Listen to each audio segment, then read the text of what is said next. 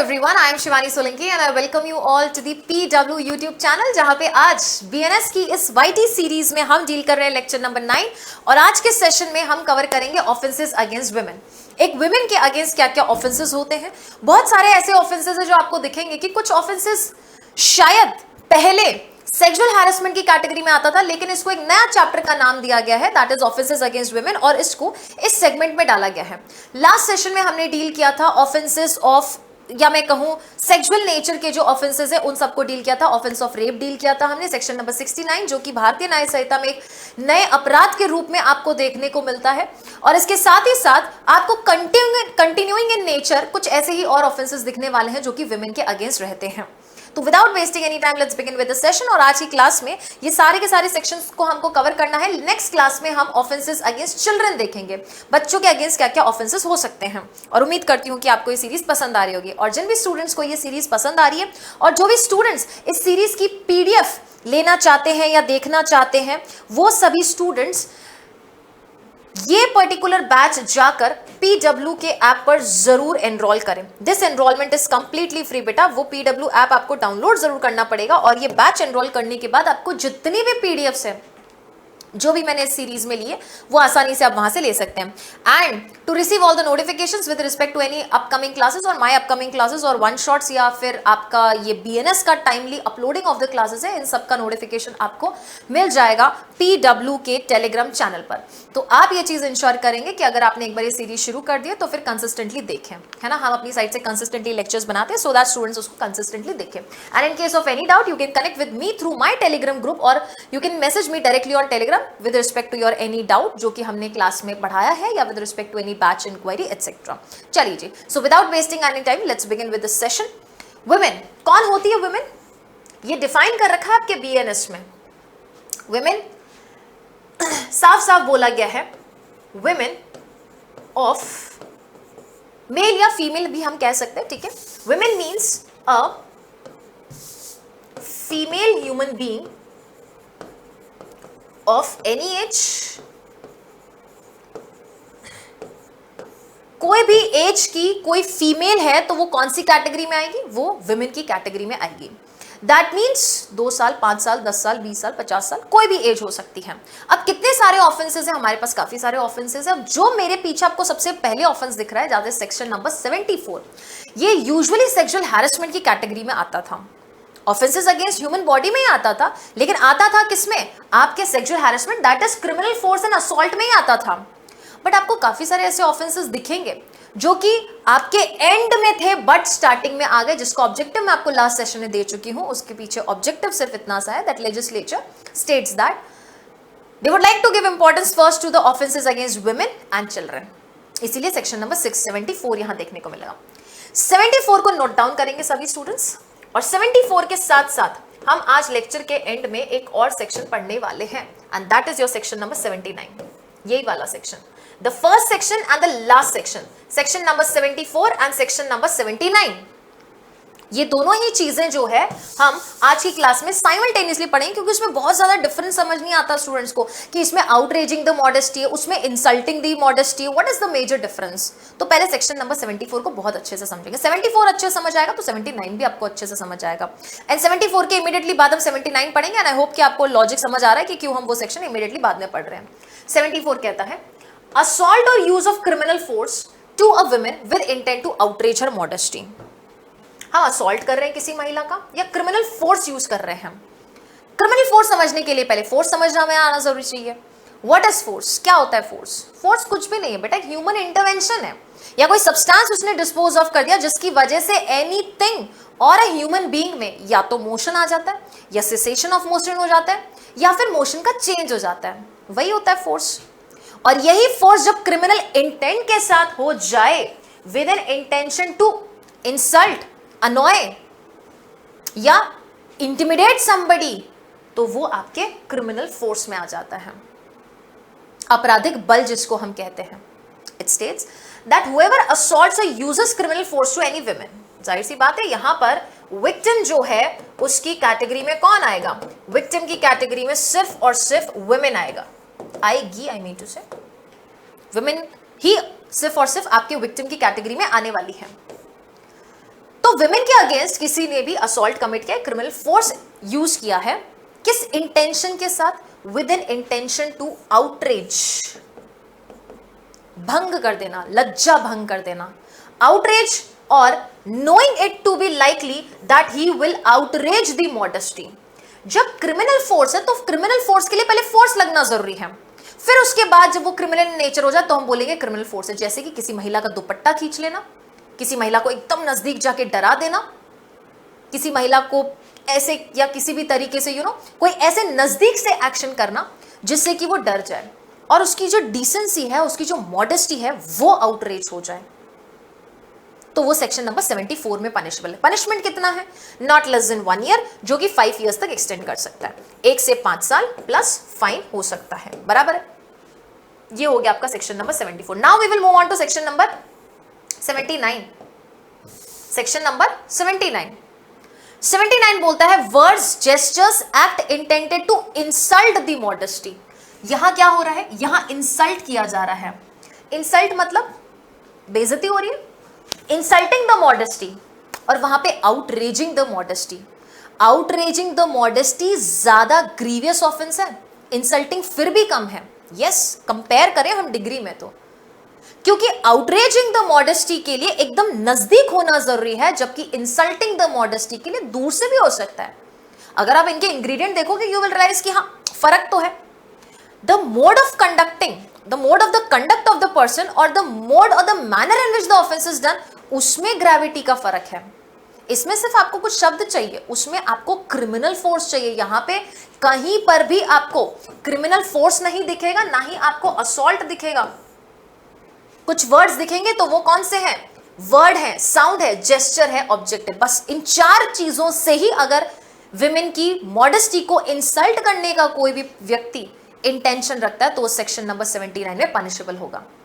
It states whoever intending to insult the modesty of a woman, women की modesty को insult करने का intention रखता है।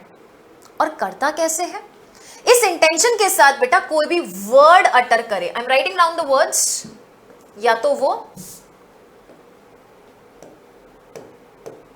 वो कोई वर्ड अटर करे, या फिर कोई साउंड निकाले, या फिर कोई जेस्चर बनाए, या फिर कोई ऑब्जेक्ट हो सकता है, या फिर उसको कोई ऑब्जेक्ट शो करे। ये 4 चीजों से अगर उसका आशय हमेशा और हमेशा विमेन की मॉडेस्टी को इंसल्ट करना है तो हम कहेंगे उसने ये अपराध कर दिया। Word, gesture, object. लेकिन अगर मैं बात करूं किसकी, हमारे सेक्शन नंबर, कंपैरिजन करते हैं हमारा सेक्शन नंबर 74 की, तो 74 में कौन कौन से वर्ड्स थे? 74 में 2 ही तो वर्ड्स थे,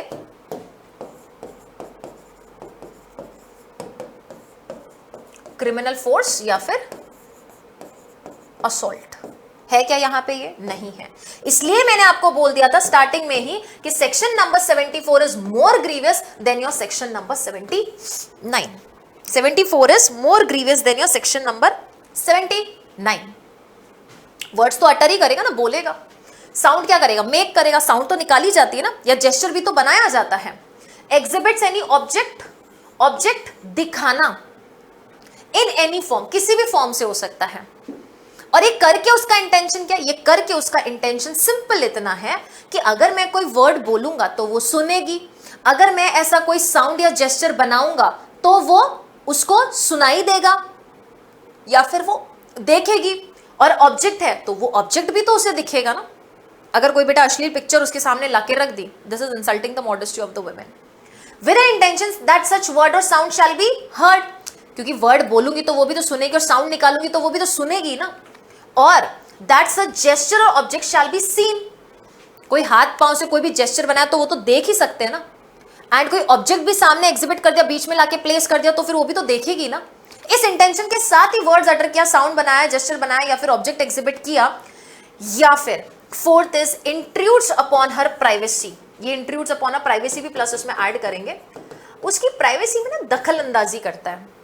वो कहीं जा रही वॉशरूम में बीच में घुस जाना, क्यों वाई? तो उसकी प्राइवेसी में भी बीच में पंचायत किया किसी ने, तो it shall be punished with simple imprisonment of either term, simple imprisonment of the term which may extend to 3 years and fine. तो यहां पे पनिशमेंट कितनी है, 3 years प्लस फाइन है। यहां पे कितनी थी बेटा 74 में 1 से लेके 5 years प्लस फाइन था। देखो सेक्शन नंबर 74 पे चलो, और यहाँ पे डिस्क्रिप्शन भी आइदर था, ये सिंपल भी हो सकता है रिग्रेस भी हो सकता है। 79 में ऐसा नहीं है, 79 में क्लियर कट बोला it is only and only going to be a simple imprisonment. कितना बोला, सिर्फ और सिर्फ सिंपल इंप्रिजनमेंट रहेगा। ये देखो only and only simple imprisonment, इसलिए मैंने आपको बोला था 74 बेटा ज्यादा ग्रीवियस है as compare to your section number 79। ठीक है, क्लियर है सभी स्टूडेंट्स को ये चीज? बोलो हाँ कि ना, बराबर। चल सकते हैं हम आगे।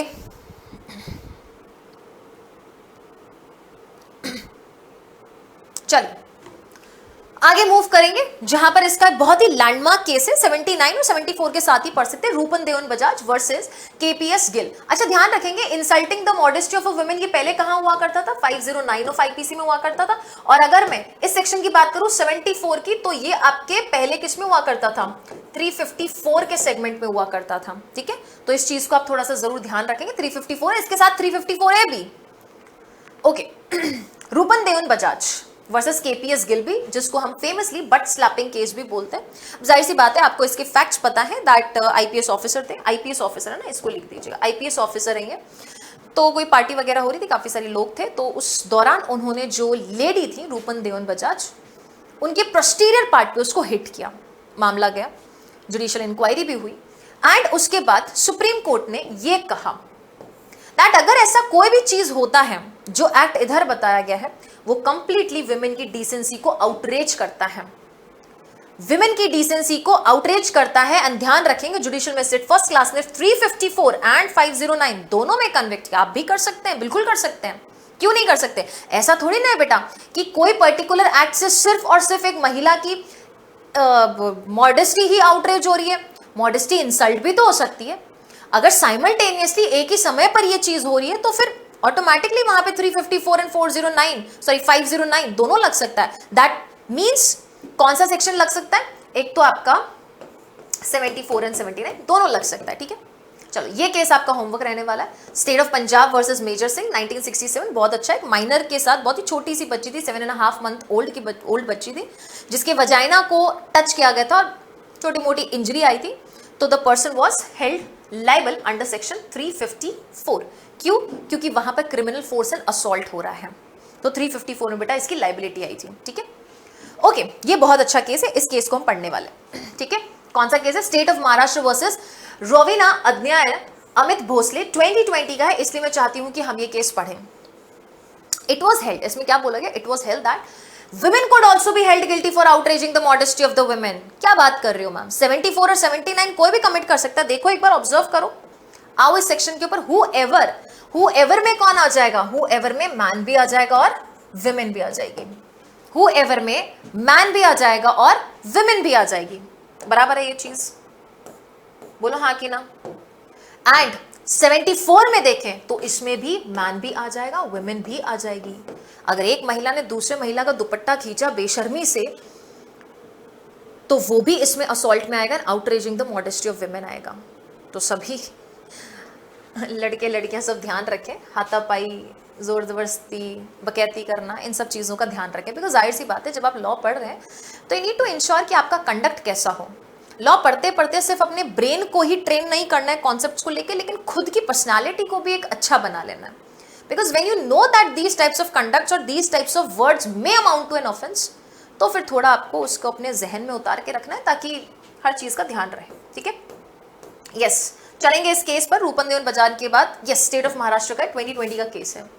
तो it was held that women could also be held guilty for outraging the modesty of the women। एक महिला भी लायबल हो सकती है। Accused was a woman who assaulted her neighbor by tearing her night dress in the passage of the building in the front of the several people। पड़ोसी थे बेटा, आपस में झगड़ पड़े, जहां पर एक महिला ने दूसरे महिला के कपड़े फाड़ दिए काफी सारे लोगों के सामने। Victim was left completely naked and was beaten with the shoes। जूतों से मारा गया, बहुत ही घटिया कृत्य यहां पे हुआ है। Metropolitan magistrate of Mumbai court held the accused guilty under section 354 of IPC, मतलब कि कौन से सेक्शन की बात कर रहा है, सेक्शन नंबर 74 ऑफ बीएनएस की बात कर रहा है। आउटरेजिंग द मॉडेस्टी, इंसल्टिंग भी नहीं, आउटरेजिंग, और मैंने हमेशा बोला है outraging the modesty of the women ज्यादा हीनियस ऑफेंस है as compare to 79 as being gender neutral. She was convicted and sentenced to 1 year rigorous imprisonment. 1 year rigorous imprisonment, बराबर, क्योंकि वहां पे either description का आपको प्रावधान दे रखा है। ओके, अब उसका जो बेटा है कम्यूटेशन वगैरह हुआ था, रीजन बीइंग कि उसका कोई छोटे मोटे बच्चे थे इसलिए उसका कम्यूटेशन हुआ है। चलिए जी, चलेंगे हम आगे, जहां पर अब हमें कुछ सेक्शंस और पढ़ने हैं, दैट इज 75, 76, 77, 78। ये सारे ऑफेंसेस आप सभी स्टूडेंट्स के मैं कहूं तो फेवरेट ऑफेंसेस हुआ करते थे। Favourite in the sense study के पॉइंट ऑफ व्यू से फेवरेट ऑफेंसेस हुआ करते थे, क्योंकि आपको ये पढ़ने में थोड़ी सहूलियत प्रदान होती है और आप इजीली इनको याद कर पाते हैं। एज इट इज सेम चीजें जो है अब आपको 74, 75, 76, 77, 78 में देखने को मिलेगा। तो अभी 4 ही सेक्शन हमारे पास बचते हैं, चारों सेक्शन को 1 बाय 1 बहुत अच्छे से डील करेंगे। सेक्शन नंबर 75 बात करता है सेक्सुअल हैरेसमेंट की। किसकी बात करता है? सेक्सुअल हैरेसमेंट की। जब भी आप ये सेक्शन पढ़ते हैं तो आपको सबसे पहले कुछ याद आता है, तो वो है पॉश एक्ट। क्या याद आता है? सबसे पहले आपको पॉश एक्ट याद आता है। सेक्शन नंबर 74 पॉश एक्ट, क्योंकि इस सेक्शन की वजह से ही आपको भंवरी देवी का केस देखने को मिलता है, और उस केस के वजह से ही आपको सेक्शन नंबर 75 के वजह से एग्जिस्टेंस में आया पॉश एक्ट 2013 भी देखने को मिलता है। पॉश गाइडलाइंस जो है, जो कि एम्प्लॉयर्स को जिम्मेदारी देती है कि उनको ऐसी पॉश गाइडलाइंस की जानकारी जो है अपने यहाँ पर अपने प्रीमाइसेस में आने वाले हर व्यक्ति को देनी पड़ेगी। सेक्सुअल हैरेसमेंट कैसे हो सकता है? 4 चीजें हैं। अगर आप पॉश एक्ट देखोगे, सेक्शन नंबर 3 देखोगे या सेक्शन 2 क्लॉज एन देखोगे, तो वहां पर भी अलग अलग तरीके से आपको सेक्सुअल हैरेसमेंट का डेफिनेशन देखा। वहां डेफिनेशन थोड़ी वाइड है, वो सिर्फ और सिर्फ वर्क प्लेस के कॉन्टेक्स्ट में, ये कहीं पर भी लगेगा। इफ वर्क प्लेस पे नहीं है, किधर को और है, तो सेक्शन नंबर 75 लग जाएगा, जो कि पहले 354A हुआ करता था, बराबर। तो उन्होंने सेक्सुअल हैरेसमेंट को किस प्रकार से डिफाइन किया है, जरा आइए देखते हैं। तो इन्होंने बोला फिजिकल कॉन्टैक्ट किया तो, क्या किया तो? फिजिकल कॉन्टैक्ट किया तो, किसी भी प्रकार से उसको महिला को टच किया। और ध्यान रखना, ये ऑफेंस होता किसके द्वारा है? मैन के द्वारा होता है। बहुत जरूरी है पता रखना कि ऑफेंस कर कौन सकता है? मैन। अगर वो फिजिकल कांटेक्ट करे या डिमांड करे सेक्सुअल फेवर्स के लिए, या महिला को पोर्नोग्राफी दिखाए उसके विल के अगेंस्ट, उसकी मर्जी के अगेंस्ट, ऐसा कुछ अश्लील चीजें दिखाए उसको, या सेक्सुअली कलर्ड रिमार्क्स बनाए, तो बेटा 75 में पनिशेबल होगा, जिसकी पनिशमेंट जो है 2 पैराग्राफ्स में दे रखी है, अलग अलग दे रखी है। 1, 2, 3 की पनिशमेंट एक साथ दे रखी है, एंड 4th की थोड़ी कम पनिशमेंट दे रखी है। 4th की 1 साल एंड जुर्माना दे रखा है, लेकिन अगर 1, 2, 3 की बात करें तो यहाँ पे 3 years एंड फाइन दे रखा है, क्योंकि इनको इन्होंने थोड़ा ज्यादा एग्रीवेटेड माना है। ये आपका 75। एक बार आओ जरा 75 पढ़ते हैं, अच्छे से पढ़ते हैं, क्योंकि बहुत सारी चीजें इसमें दे रखी है। A man committing any of the following acts, word क्या है? मैन। प्लीज लिस्ट बना ले बेटा विमेन के against offences and sexual offences में कि कौन सा ऑफेंस किसके द्वारा किया जाता है। ऐसा नहीं आप वहां पे जाके एग्जाम में भूल जाओ कि विमेन ने किया, should I try her under this section और नॉट। विमेन ने सेक्सुअल हैरेसमेंट किया, इस सेक्शन में ट्राई करूं कि नहीं करूं? नहीं कर सकते आप। 74 या 79 लगा के आना, उसके अलावा कुछ नहीं लगा के आना है, ठीक है। A man committing following act: physical contact and advances involving the unwelcome and explicit sexual overtures. Unwelcome है, she is not entertaining it and she is not liking it. Still somebody is touching her in an inappropriate way. Second, a demand for or request for sexual favors. Demand की जा रही है या request की जा रही है sexual favors के लिए।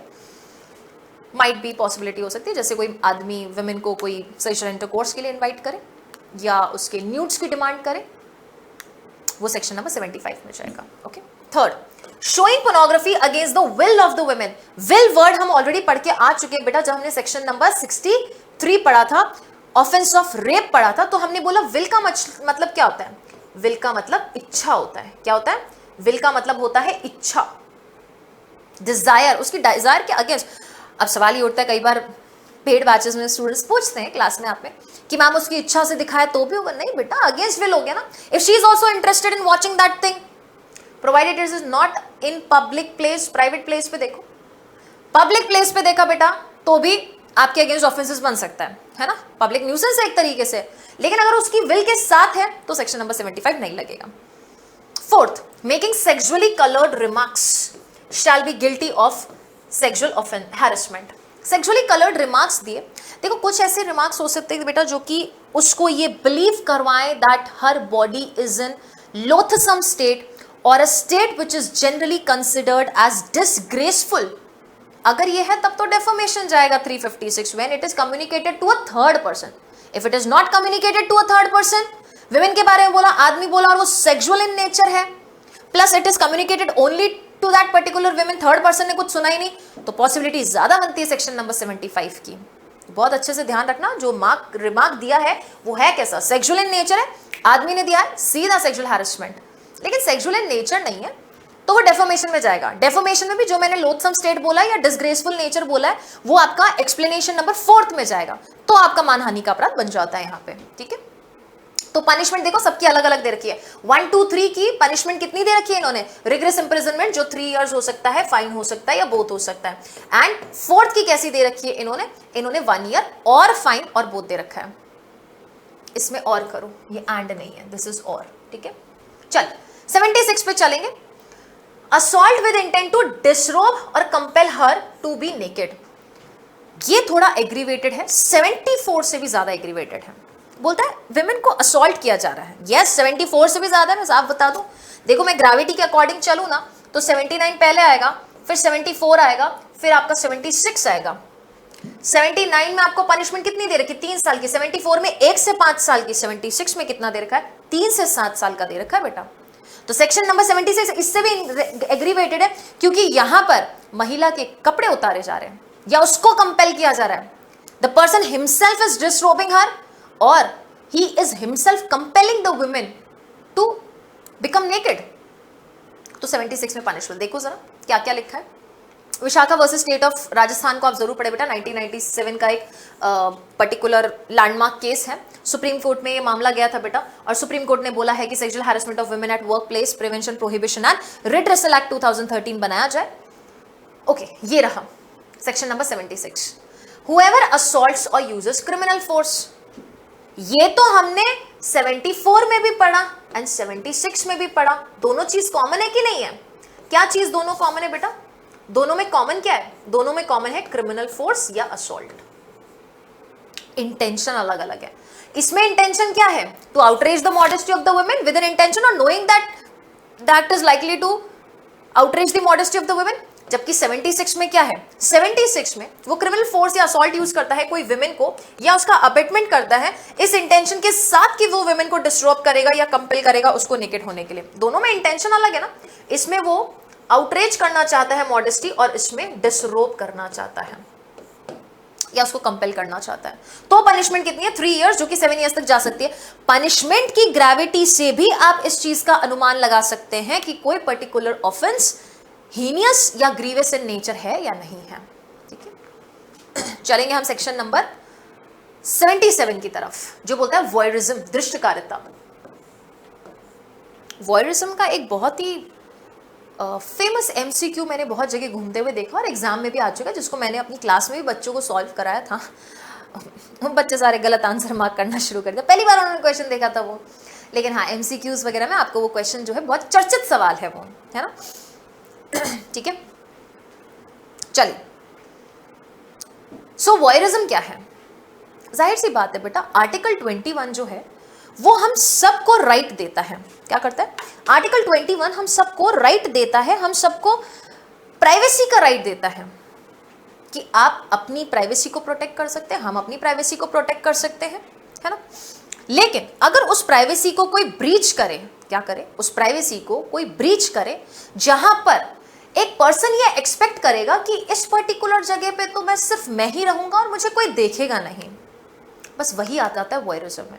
और फर्क क्या है, वॉयरिज्म करता कौन है बेटा, मैन करता है. ध्यान रखना, सारे के सारे ऑफेंसेस एक्सेप्ट सेक्शन नंबर 76, सारे के सारे ऑफेंसेस में मैन है. ये देखो 78 मैन, 77 whoever, 77 में whoever है, 76 में whoever है. चलो जी लिखते हैं यहाँ पे, 76 में मैन विमेन दोनों हो सकता है, 77 में भी मैन विमेन दोनों हो सकता है, एंड 78 में it is only and only man. Stalking, तो 3 एलिमेंट्स देखो. एक तो वॉचिंग, कैप्चरिंग और डिसमेंटिंग. महिला को ऐसा वॉच करना, उसकी पिक्चर कैप्चर करना या उस पिक्चर को डिसमेंट मींस डिस्ट्रीब्यूट कर देना, लोगों में फैला देना. Image of the women engaging in private act, वो अपने प्राइवेट एक्ट में एंगेज कर रही है, कुछ पर्टिकुलर एक्टिविटी कर रही है, तब उसको देखना, उसकी पिक्चर को फैलाना या उसकी पिक्चर को कैप्चर करना. And third is in circumstances where she would usually have expectation of not being observe by anyone. वो ऐसे सिचुएशन में है जहां वो ये उम्मीद करती है कि इस समय मुझे जो है कोई भी व्यक्ति यहां पर देखेगा नहीं. ऐसे सिचुएशन में अगर उसको देखा जाए, उसको उस पिक्चर को कैप्चर किया जाए या उस पिक्चर को डिसमेंट किया जाए, तो वो सेक्शन नंबर 77 में पनिशेबल होगा. मिनिमम 1 ईयर, मैक्सिमम 3 ईयर से पनिशेबल होने वाला है. अब जरा इसका पूरा के पूरा सेक्शन रीड आउट करते हैं, क्योंकि इसके एक्सप्लेनेशन में आपको प्राइवेट एक्ट की डेफिनेशन दे रखी है. बहुत खूबसूरती से सेक्शन नंबर 77 में इसको डिफाइन कर रखा है. तो ये सारी चीजें हमने पढ़ ली है. तो आपको yes, first conviction, second conviction, अलग अलग पनिशमेंट दे रखी है, इसीलिए सेक्शन को क्या है, थोड़ा आपको ये बड़ा सेक्शन लग रहा है, बाकी ऐसा कुछ नहीं है. यहां से इसकी पनिशमेंट स्टार्ट हो जाती है. ओके, क्या है private act, explanation number 1 and explanation number 2. बहुत अच्छे से सुनना, ये एक्सप्लेनेशन नंबर 2 ये आज की सच्चाई है. एक्सप्लेनेशन नंबर 1 ये बात करता है कि प्राइवेट एक्ट में क्या क्या इंक्लूडेड. प्राइवेट एक्ट में 3 चीजें हैं. इट स्टेट्स, ध्यान रखना ये 1 2 3 दे नहीं रखा है, मैंने उस पर्टिकुलर सेक्शन को ब्रेक डाउन किया है, तो आप ये समझिएगा कि कहां ब्रेक डाउन कर रखा है और कहां एक्चुअली उसको क्लॉजेज या सब क्लॉजेज में डिफाइन कर रखा है. Okay, it includes an act of watching carried out in a place which in the circumstance would reasonably be expected to provide privacy and where the victim's genital, posterior or breast are exposed. कहने का तात्पर्य यह है कि बेटा वो act ऐसा है जहां पर रीजनेबल ये एक्सपेक्टेशन की जा सकती है कि उसको प्राइवेसी प्रोवाइड की जाएगी, कि उसको निजता का अधिकार है वहां पर, एंड जहां पे विमेन के, दैट इज विमेन ही होगी ना, विक्टिम यहां पे है तो जेनिटल्स, क्योंकि ये पर्टिकुलर सेक्शन विमेन के अगेंस्ट ही हो रहा है, तो विक्टिम के जेनिटल पार्ट्स हैं, पोस्टीरियर पार्ट्स, बैक पार्ट और breast are exposed, that is they are open, और covered only in underwears, that is जो भी उसके अंडरगारमेंट्स वगैरह अगर वो उसमें भी है और जहां पे वो एक्सपेक्ट करती है कि प्राइवेसी होगी वहां पर, उसमें ट्रायल रूम्स, चेंजिंग रूम्स ये आ सकते हैं. Second, the victim is using a laboratory, washroom वगैरह अगर वो यूज कर रही है उस वक्त उसको कोई ऐसे देखे. एंड थर्ड बेटा, अगर वो कोई भी सेक्सुअल इंटरकोर्स में इंडल्ज्ड है जो कि यूजुअली पब्लिक प्लेस में नहीं किया जाता है, उस वक्त उसको कोई देखे, it will amount to voyeurism. The victim is doing a sexual act that is not of a kind ordinarily done in public. अब ये वर्ड क्या लिखा है, not of a kind ordinarily done in public, that means सामान्यतः वो public में नहीं किया जाता. कई बार ऐसा हो सकता है कि मूवी बन रही हो, कोई मूवी बन रही हो जिसमें ऐसा कोई सीन है या कोई आइटम सॉन्ग वगैरह, that is usually scene by the public, तो वो फिर वॉयरिज्म में नहीं आएगा. Why you seeing that particular shoot ना, वो वॉयरिज्म में नहीं आएगा फिर. ओके, तो ये सारी चीजें प्राइवेट एक्ट में आएगी. प्राइवेट एक्ट हो सकता है आपसे डायरेक्टली पूछ लिया जाए. अब देखो state judiciaries are becoming very unpredictable. Okay, सब हर स्टेट जुडिशरी में कंपटीशन, बच्चा जो है बहुत अच्छे से तैयारी करके आ रहा है और कंपटीशन बहुत ज्यादा बढ़ रहा है. सो ये आपकी जिम्मेदारी बनती है कि आप इन डेप्थ बैरेक्ट में घुस के पूरी तैयारी करके जाएं, बैरेक्ट का एक भी शब्द ना छोड़ कर जाएं, रेलेवेंट कनेक्टिविटी करें, इररेलेवेंट कनेक्टिविटी से सीधा अपना रिश्ता नाता तोड़ लें, क्योंकि इररेलेवेंट जो कनेक्टिविटी है वो आपको एग्जाम में बहुत ज्यादा भ्रमित करेगी, इररेलेवेंट चीजों को सोचने पे मजबूर करेगी.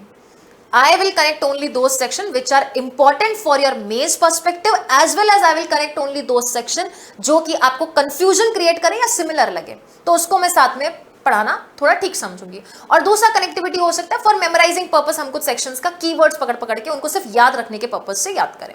So it is your responsibility कि आप देखें कि किस प्रकार की कनेक्टिविटी वहां बैठाई गई है, क्यों बैठाई गई है, उसके पीछे का उद्देश्य क्या है. ठीक है, and whether it is that type of connectivity is essential for mains और not, that is for writing the mains answer और नॉट. ओके, एक्सप्लेनेशन नंबर 2 में मान लो बेटा, if any female agrees that okay fine you click my picture, कोई picture, कुछ आपत्तिजनक picture मान लो किसी से क्लिक करवा लियो, बोला okay fine you keep it with yourself, but you are not supposed to disseminate to anybody.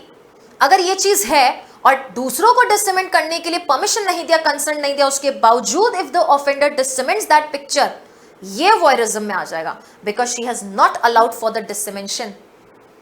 Where the victim consents to capture of the image और an any act but not their dissemination to third person, किसी third person को disseminate करने के लिए हमने बोला ही नहीं है. एंड वेयर सच पिक्चर और एक्ट इज डिसमेंटेड, वो पिक्चर, एक्ट मतलब वीडियो आ गया है, वीडियो वगैरह वो डिसमेंट कर दिया है, such dissemination shall be considered as an offence under this section. ये याद रखना, ठीक है. तो भरोसा ना करो लोगों का. Section number 78, stalking. किसी को स्टॉक किया जा रहा है, क्या किया जा रहा है, किसी को स्टॉक किया जा रहा है। अब स्टॉक करने के दो तरीके बता रखे हैं, लेकिन इससे भी महत्वपूर्ण इसके 3 एक्सेप्शंस मैं कहूंगी है, और सबसेक्शन 2 में इसका पनिशमेंट दे रखा है। वैसे हम इसको चार्ट से भी पढ़ सकते हैं। दिस वन, ये स्टॉकिंग के शॉर्ट में हमने क्या कर रखा है, डिफरेंस या कह सकते हो कि बना रखा है ताकि आपको याद इजीली हो जाए।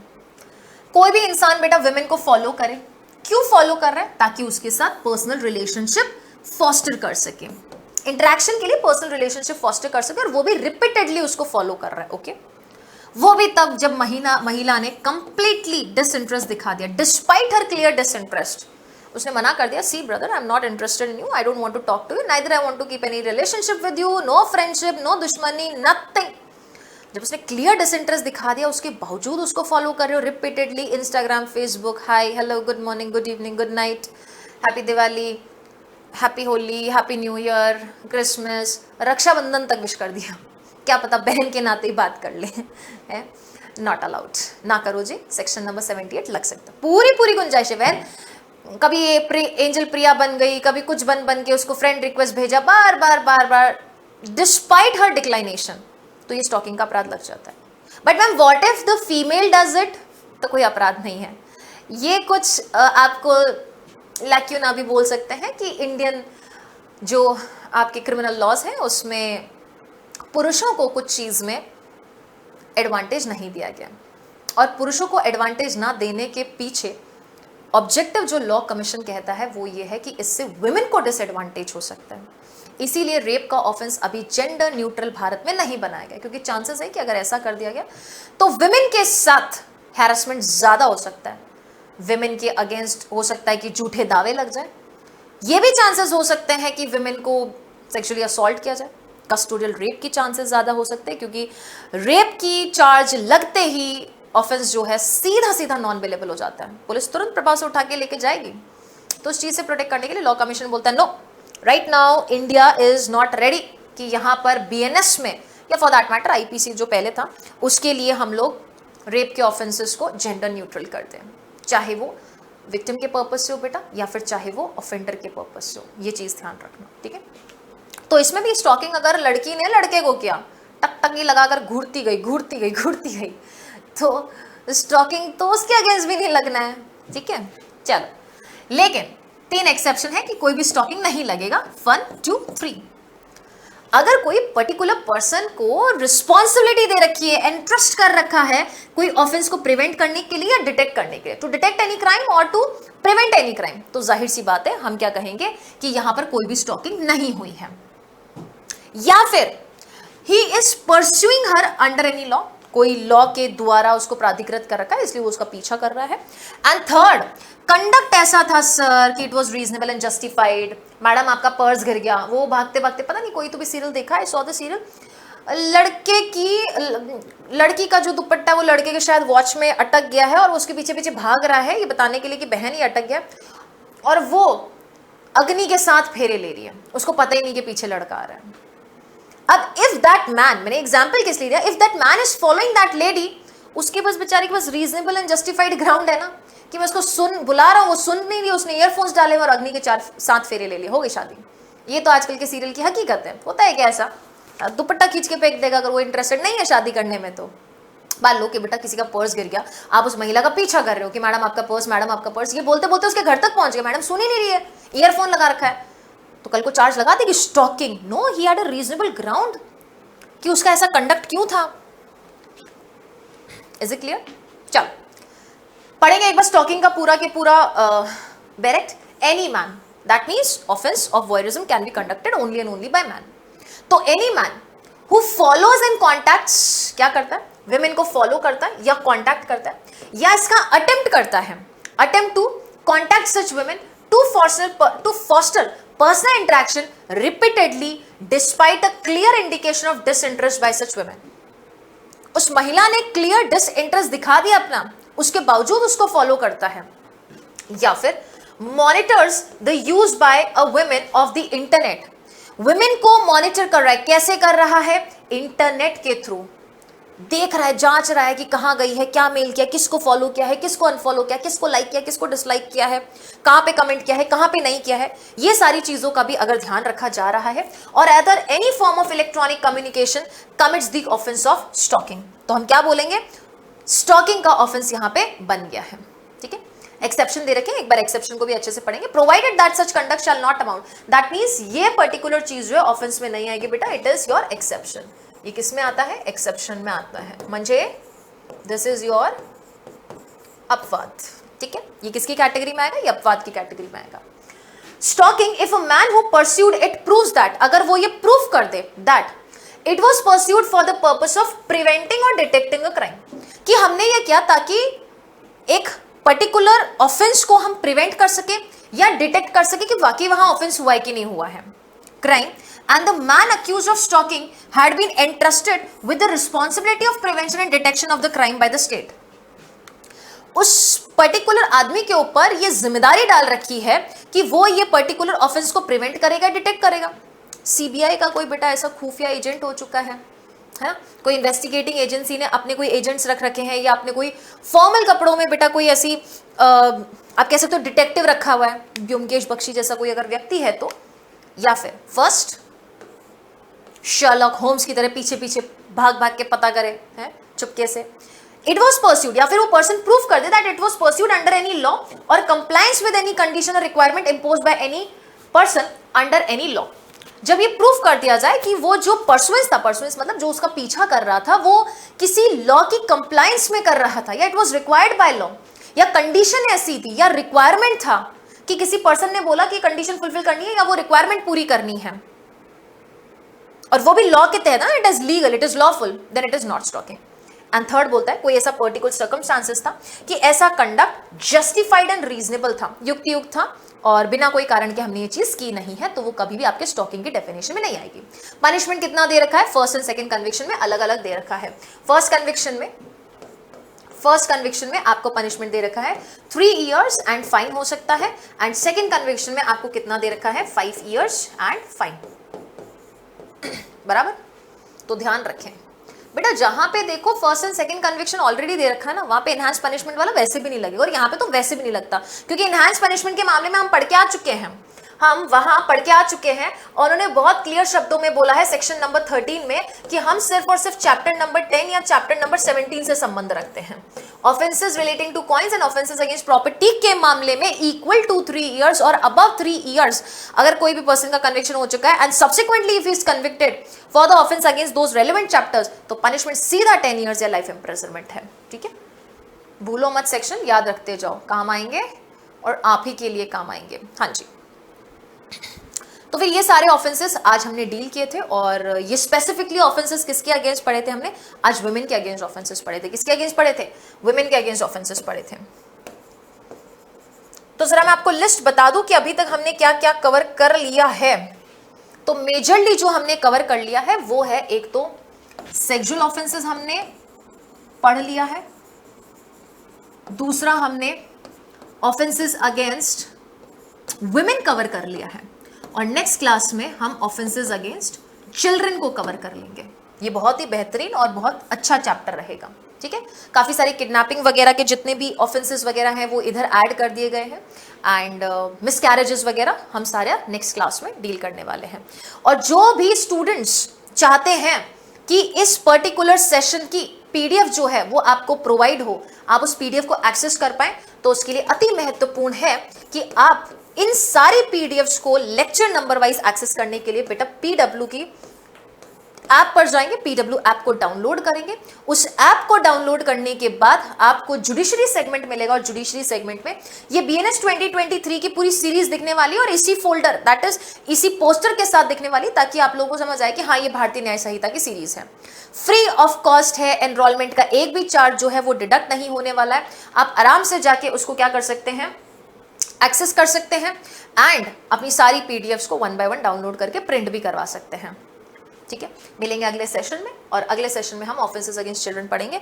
ध्यान रहे, रिवीजन करते रहो और अपने टाइम टू टाइम नोट्स बनाते रहो। इन केस आपको कोई भी डाउट हो तो आप टेलीग्राम के थ्रू मुझसे कनेक्ट हो सकते हैं, ग्रुप को ज्वाइन कर सकते हैं, मुझे संपर्क कर सकते हैं। कोई भी अन्य डाउट हो तो अपनी प्रिपरेशन को रिगार्डिंग, अपने आगे फ्यूचर करियर को लेकर, एज वेल एज आपको टाइमली नोटिफिकेशन मिले सारे ही सेशंस का इस चैनल पर, लॉ वाला यूट्यूब चैनल पर, जिसमें हमने काफी सारे वन शॉट्स वगैरह लिए हैं, देन इन दैट केस आप PW के टेलीग्राम चैनल को बेटा जरूर से सब्सक्राइब कर लें, उसको ज्वाइन कर लें।